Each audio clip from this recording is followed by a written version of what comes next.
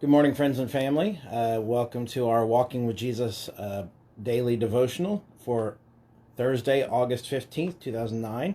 Today's story comes from both Matthew's Gospel, the 9th chapter, verses 27 through 34, and we'll be talking about Jesus healing the blind. Here you go.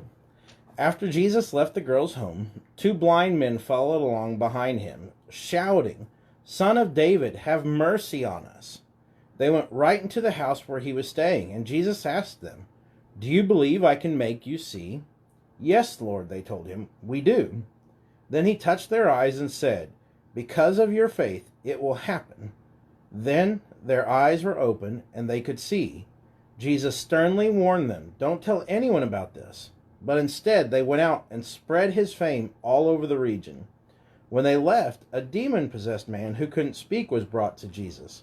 So Jesus cast out the demon, and then the man began to speak. The crowds were amazed. "Nothing like this has ever happened in Israel," they exclaimed.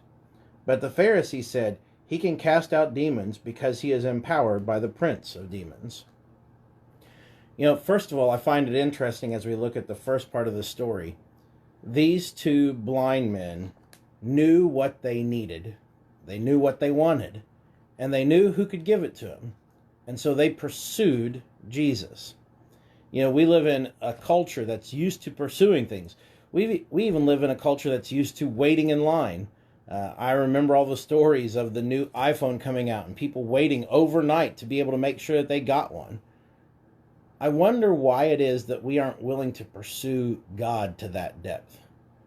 I wonder if you're willing to pursue God to that depth, to get what you know that you need, that you have the faith to believe that God can give you.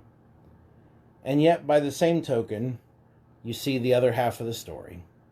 The Pharisees believing that Jesus' power comes from something that is evil. Too often we see this time and time again, people assuming that what we are doing can't be good because it doesn't look like the way the world does things.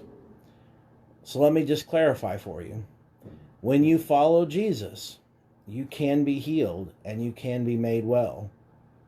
God will move in your life if you pursue him and have the faith to follow him. But because you follow God, too often the world will no longer want you. So there's both an admonition and a hope that you'll live as a person of faith, but also a warning that your faith might cause the world to turn its back on you. But know when it does, you still have your family in the faith, the church, the body of Christ. And I'm glad that you're a part of the body of Christ with me. Have a blessed Thursday.